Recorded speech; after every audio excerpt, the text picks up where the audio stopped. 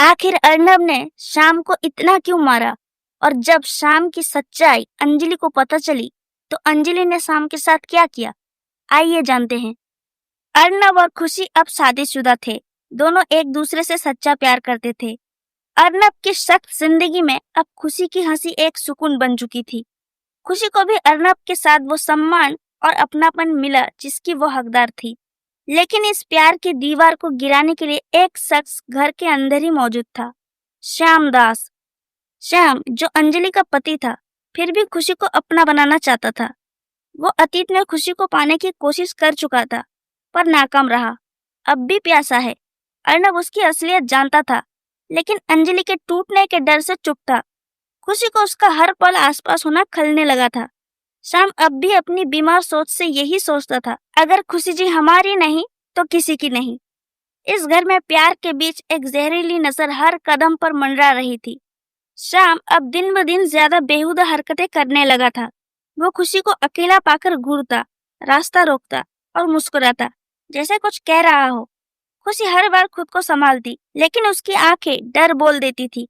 एक दिन उसने खुशी को दीवार से सटाकर कहा, अगर आप हमारी नहीं हो सकती तो किसी की भी नहीं हो सकती। खुशी ने झटक कर खुद को अलग किया और उसे जोरदार थप्पड़ मारा। अर्नब ने आवाज सुनी, लेकिन जब कमरे में आया तब तक शाम हंसता हुआ जा चुका था। अर्नब ने खुशी की आंखों में डर देखा, पर वो कुछ नहीं बोली। उस रात अर्नब को नींद नहीं आई। वो खुद से नाराज था कि क्यों कुछ नहीं कर पा रहा है। वो शाम की आंखों में अब थप्पड़ का बदला लेने की आग जलने लगी थी। उसे अब खुशी को तोड़ना था, अर्नब से दूर करना था, किसी भी हाल में। शाम ने चालें चलनी शुरू कर दी। वो हर छोटी बात को तोड़ मरोड़ कर अंजलि के जरिए घर में फैला रहा था। खुशी पर इल्जाम लगने लगे कि वो शाम से ठीक से बात नहीं करती। अंजलि ने खुशी से नाराज होना शुरू कर दिया। वो समझ नहीं पा रही थी क्यों। शाम अब अर्नब को भी भड़काने की कोशिश करने लगा। आपकी बीवी हमें देखकर मुस्कुराती है साले साहब, उसने एक दिन धीमे से कहा। अर्नब का खून खौल उठा, लेकिन खुद को रोका।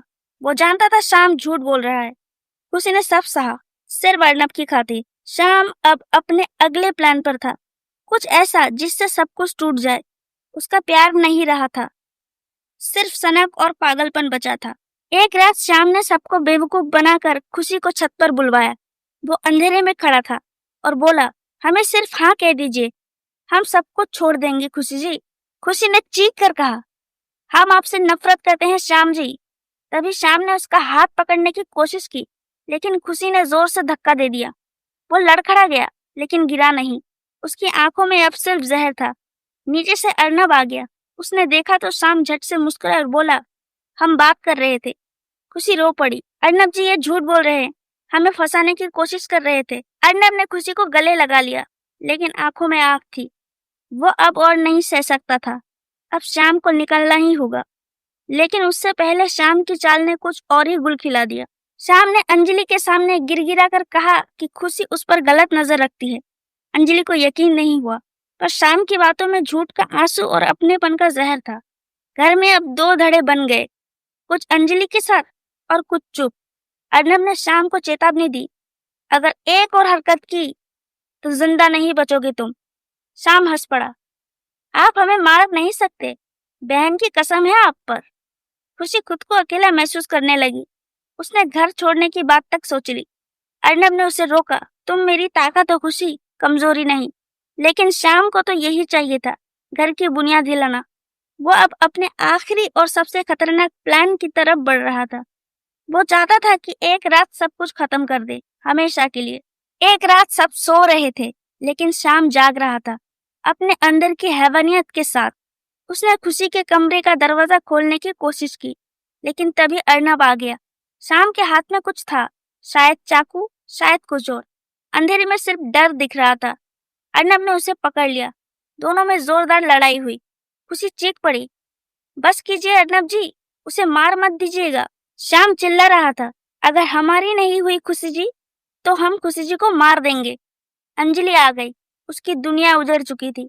उसने श्याम को एक तमाचा मारा, आप हमारे पति नहीं, एक दरिंदे हैं, अब तो इंसान कहलाने के लायक भी नहीं है। अंजलि रो पड़ी। श्याम अब पूरी तरह हार चुका था। उसकी आंखों में अब सिर्फ पागलपन बाकी था। पुलिस को बुलाया गया और उस रात एक जहर हमेशा के लिए इस घर से बाहर चला गया। शाम की गिरफ्तारी के बाद अंजलि पूरी तरह टूट चुकी थी। अर्नब को सबसे ज्यादा दर्द इस बात का था कि उसने बहन के लिए सब सहा।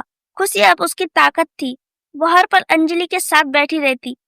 अंजलि को समय लगा, लेकिन धीरे धीरे उसने जीना सीखा। घर में अब शांति लौटने लगी, लेकिन घाव गहरे थे। अर्नब ने खुशी से वादा किया, अब कोई तुम्हें छू भी नहीं सकता। खुशी की आंखों में अब डर की जगह भरोसा था। प्यार फिर से सांस लेने लगा था, इस बार और भी गहरा। श्याम अब जेल में था, अकेला, पागल और हारा हुआ। उसकी कहानी वही खत्म हुई जहां उसका प्यार कभी था ही नहीं। श्याम तो अब जेल में था, पर उसका छाया अब भी घर के हर कोने में थी। अंजलि कमरे में अकेली बैठी रहती, हर रिश्ता जिसे धुआं हो चुका था। अर्नब खुद को कसूरवार मानता था। मैं अपनी बहन को किससे जोड़ बैठा। खुशी ने अंजलि का हाथ पकड़ा, बोली, दी आपकी गलती नहीं थी। अब घर को फिर से जीने लायक बनाना था, फिर से मुस्कान लौटानी थी। खुशी ने छोटे छोटे पल हंसी से भरने शुरू किए। अंजलि भी कोशिश करने लगी। जख्म तो थे, पर दवा भी मिल चुकी थी। अर्नब अब पहले से भी ज्यादा नर्म और समझदार बन गया था। उसने सीखा था, प्यार सिर्फ कहने का नहीं, निभाने का नाम है। शायद अब शांति लौट रही थी, लेकिन कुछ अधूरा सा अब भी था। खुशी ने अंजलि को एक दिन मंदिर चलने को कहा, मन हल्का होगा। अंजलि कुछ हिचकी, पर चली गई। पहली बार मुस्कुराई भी। वहां उसे एक अनाथ बच्चा दिखा, प्यारी सी मुस्कान वाला। अंजलि ने उसकी आंखों में एक उम्मीद देखी, शायद अपनी खोई हुई माँ बनने की। खुशी ने धीरे से पूछा, दी अगर आप चाहें इसे अपना बना सकते हैं। अंजलि की आंखें भर आई। ये वो रिश्ता था जो दर्द को मिटा सकता था। कुछ महीनों बाद अंजलि ने उस बच्चे को गोद ले लिया। उस बच्चे ने उसके जीवन में फिर से रोशनी भर दी। अब शाम की यादें सिर्फ अतीत की राख बन चुकी थी। जिंदगी फिर से मुस्कुराने लगी, बिना डर के। खुशी की तबीयत अचानक बिगड़ने लगी थी। डॉक्टर ने कहा, बधाई हो, खुशी जी माँ बनने वाली है। अर्नब की आंखों में खुशी की चमक आ गई, और खुशी की आंखों में आंसू। वो जो दर्द से निकले थे, अब एक नई जान की वजह से और करीब आ गए। अंजलि ने खुशी को गले लगा लिया। ये बच्चा इस घर की नई शुरुआत होगा। खुशी दिन ब दिन और निखरने लगी। उसकी मुस्कान अब पूरे घर को रोशन करती। अर्नब उसकी हर जरूरत का ख्याल रखता। अब वो सिर्फ पति नहीं, एक साथी बन गया था। उन दोनों के बीच अब सिर्फ मोहब्बत थी, बेइंतहा मोहब्बत। शाम का अतीत अब धुंधला सा हो गया था, और भविष्य साफ चमक रहा था। घर में अब दो बच्चों की किलकारी गूंजने वाली थी, एक गोद से, एक कोख से। वक्त बीतता गया। खुशी ने एक प्यारी सी बेटी को जन्म दिया। अर्नब की आंखों में आंसू थे।